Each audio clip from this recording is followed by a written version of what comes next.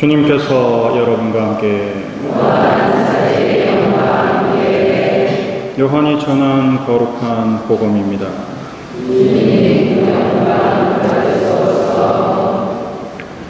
그때 예수님의 제자들 가운데 많은 사람이 말하였다. 이 말씀은 듣기가 너무 거북하다. 누가 듣고 있을 수 있겠는가? 예수님께서는 제자들이 당신의 말씀을 두고 투덜거리는 것을 속으로 아시고 그들에게 이르셨다. 이 말이 너희 귀에 거슬리느냐? 사람의 아들이 전에 있던 곳으로 올라가는 것을 보게 되면 어떻게 하겠느냐? 영은 생명을 준다. 그러나 육은 아무 쓸모가 없다. 내가 너희에게 한 말은 영이며 생명이다. 그러나 너희 가운데에는 믿지 않는 자들이 있다. 사실 예수님께서는 믿지 않는 자들이 누구이며 또 당신을 팔아넘길 자가 누구인지 처음부터 알고 계셨던 것이다. 이어서 또 말씀하셨다. 그렇기 때문에 아버지께서 허락하지 않으시면 아무도 나에게 올 수 없다고 너희에게 말하는 것이다. 이 일이 일어난 뒤로 제자들 가운데에서 많은 사람이 되돌아가고 더 이상 예수님과 함께 다니지 않았다. 그래서 예수님께서는 12 제자에게 너희도 떠나고 싶으냐 하고 물으셨다. 그러자 시몬 베드로가 예수님께 대답하였다. 주님, 저희가 누구에게 가겠습니까?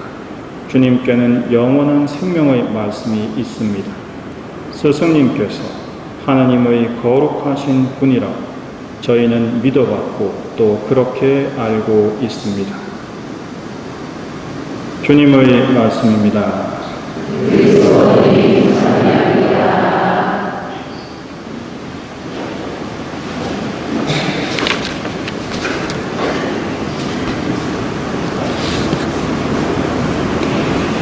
오늘 예수님께서 내 말은 영이며 생명이다 라고 말씀을 하십니다. 우리는 몇 주에 걸쳐서 깨달음과 실천이 나와 주변, 더욱이 나아가서 세상을 변화시키는 놀라운 예들을 보아왔습니다. 14마리 늑대, 10년간 친구를 얻고 등교한 우정, 사고로 죽은 아내와 같은 비극이 다시는 일어나지 않기를 바라며 산을 깎아 길을 만든 22년간의 노력, 마을과 섬과 지구를 살리기 위해서 27년 40년의 나무 심기와 9살 꼬마로부터 시작된 1조 그루의 나무 심기의 꿈이 그것입니다. 5,000명을 먹이신 기적으로부터 시작해서 예수님의 몸인 성체를 음식으로, 그것도 참된 음식으로 주신 오늘 복음 말씀, 말 그대로 기쁜 소식을 듣고 이 자리에서 그 참된 양식을 받아 먹기 위해 모였습니다. 참된 양식인 성체를 받아 모시고 손쉽게 일방적으로 변화가 된다면 참 편하고 쉽겠지만 안타깝게 그렇게 되지 않습니다. 왜냐하면 우리는 자유를 가진 존재이기 때문입니다. 자유란 선택의 책임이 나에게 있다는 뜻입니다. 그래서 예수님께서도 이 모든 것을 알려주시고 나서 우리에게 물으시죠. 너희는 어떻게 할 거냐? 하나님은 영적인 분이십니다. 육적이고 물질 세계에 있는 우리는 알아보기 힘든 분이셨지만 우리 인간의 구원을 위해서 몸소 인간이 되시고 순환과 십자가 죽음으로 우리 죄를 씻으시고 우리를 변화시키시고 성장시키시고 살게 하시려고 당신 몸까지 우리에게 내어주셨습니다. 저는 가끔 이런 식으로 말하는 사람들의 이야기를 들어본 적이 있습니다. 왜 태어나게 했느냐? 태어나고 싶어서 태어났느냐? 이런 질문, 푸념, 투정, 좌절을 겪으시는 것은 참 안타까운 상태이죠. 하지만 이 질문 자체는 옳고 참입니다. 태어나고 싶어서 태어난 사람은 없습니다. 이런 질문을 하는 사람의 안타까운 점은 이 질문이 잘못됐다는 것이 아니라 희망을 잃어버린 상태라는 것입니다. 왜 희망을 잃어버리게 되었을까? 여러 가지 이유가 있겠지만 저는 그 중에 한 가지 이유가 바로 질문이 잘못되었기 때문이다라고 생각합니다. 왜 살아야 하지가 아니라 어떻게 살아야 하지가 되어야 한다는 것입니다. 왜는 원인을 찾지만 어떻게는 답을 찾기 때문입니다. 많은 학문들이, 그 중에 특히 철학이 이 왜에 대한 답을 찾지만 결국 그 답은 인간을 만드신 분께서 답하실 부분입니다. 왜냐하면 이 왜의 정확한 질문은 그 대답의 대상이 자신이 아니라 생명을 주신 분께 있기 때문입니다. 다시 한번 설명하면, 우리가 왜 태어나게 했어요? 라고 물을 때 그거를 자기 자신한테 질문하지 않습니다. 생명을 주신 부모님이, 생명을 주신 창조주 하느님께 질문을 하는 거죠. 따라서 답은 내가 낼 수 없습니다. 왜냐하면 나는 생명을 내가 받고 싶어서 받은 게 아니기 때문이죠.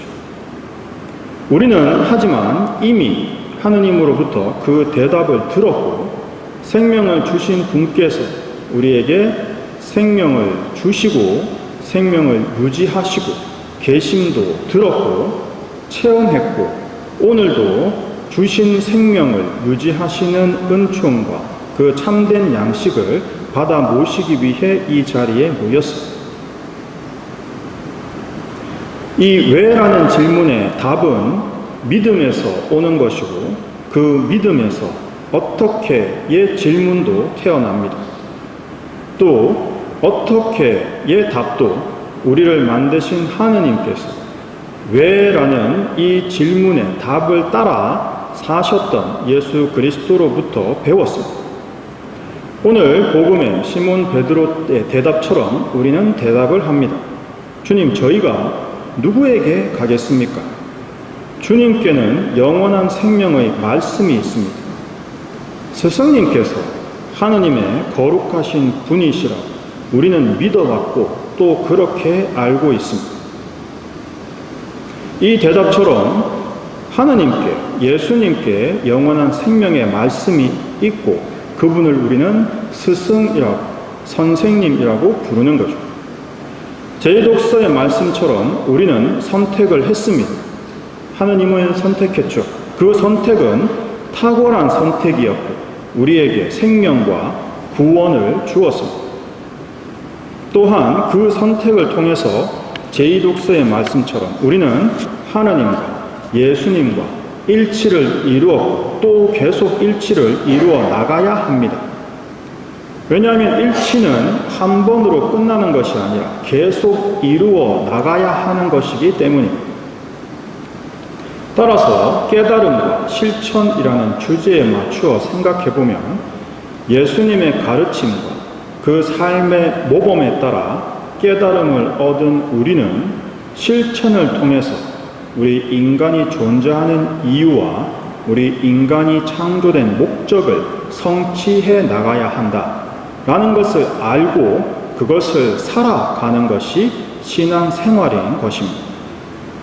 이렇게 살아가는 참된 신앙의 삶은 나뿐만 아니라 나와 주변과 세상을 바꿀 수 있는 힘이 있습니다. 5주에 걸쳐서 깨달음과 실천이 세상을 어떻게 바꾸고 있는지를 보여드렸습니다. 보여드린 모든 이야기에는 한 가지 공통점이 있습니다. 그것은 바로 왜? 라고 묻지 않고 어떻게? 라고 물었다는 것입니다. 옐로우스톤 국립공원이 죽어갑니다. 왜요? 가 아니라 어떻게 살리죠? 였습니다. 이웃집 친구를 돕고 싶어요. 왜? 가 아니라 어떻게 돕죠? 였습니다.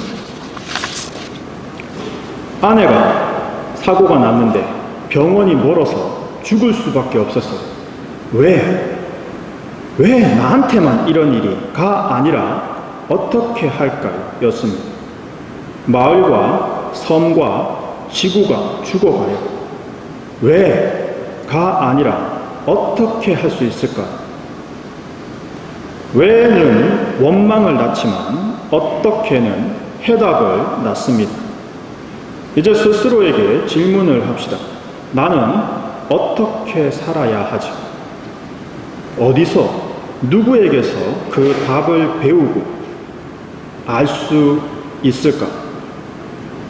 나는 이미 그 답을 배웠지만 아직 알지 못했다고 고백해야 합니다. 알기 위해서는 실천을 해야 합니다. 제가 말씀드린 모든 이야기에서 그것을 실천한 사람들, 어느 누구도 얼마나 해야 끝나는지 알지 못했습니다. 옐로우스톤에 14마리 늑대를 풀었던 과학자들도 이것이 얼마나 걸릴지, 어떤 효과를 낳을지 알지 못했습니다. 친구를 돕겠다고 업기 시작한 베트남의 청년은 10년이나 친구를 업어야 될 거라 생각을 했겠습니다. 아내의 죽음 때문에 마을에 다시는 그런 비극이 없기를 바라면서 산을 깎았던 노인은 22년이나 깎아야 됐다라는 걸 알았겠습니다. 마을과 섬과 지구를 살리기 위해 나무를 심었던 사람들이 수십 년 동안 나무를 심었어야 됐다라는 걸 알고 시작했겠습니다. 누구도 결과를 알고 시작한 사람은 없습니다. 하지만 전부 다 이루어 나가고 있습니다. 끝을 알고 끝이 보이기 때문에 시작하는 것이 아닙니다. 시작해야 끝이 보이는 것이죠. 신앙생활을 시작합시다. 아니죠. 더 정확히는 이미 시작했다는 것을 기억합시다. 주님께서 먼저 걸으셨고 수많은 성인 성녀들 그리고 신앙의 선배들이 걸어가셨던 그 길을 우리도 걸어갑시다. 뛰어갑시다. 날아갑시다. 하지만 속도보다 무엇보다 중요한 건 꾸준히 하는 것입니다. 제가 만들어드린 아침, 낮, 저녁 기도 또 코팅을 잘 해주셔서 밑에 또 주보대에 비치되어 있었습니다. 그것부터 시작합시다. 왜 해야 하나요? 가 아니고 어떻게 해야 하나요? 입니다. 성경과 복음은 이 두 질문에 대한 답이 모두 다 있지만 내 실천에 필요한 답은 어떻게 할까요? 누구로부터 배워야 합니까? 이고 그 모범이 예수님의 삶이고 성모님의 삶입니다. 스승이신 예수님, 선생이신 성모님을 따라갑시다. 우리의 아버지 하느님을 닮아갑시다. 그것이 우리의 깨달음이고 실천입니다. 오늘 미사의 중심 기도인 봉기도에서 우리는 이렇게 기도합니다. 하느님, 저희들을 한 마음 한 뜻이 되게 하시어 저희가 하느님의 가르침을 사랑하고 하느님의 약속을 갈망하며 모든 것이 변하는 이 세상에서도 참 기쁨이 있는 곳에 마음을 두게 하소서. 아멘.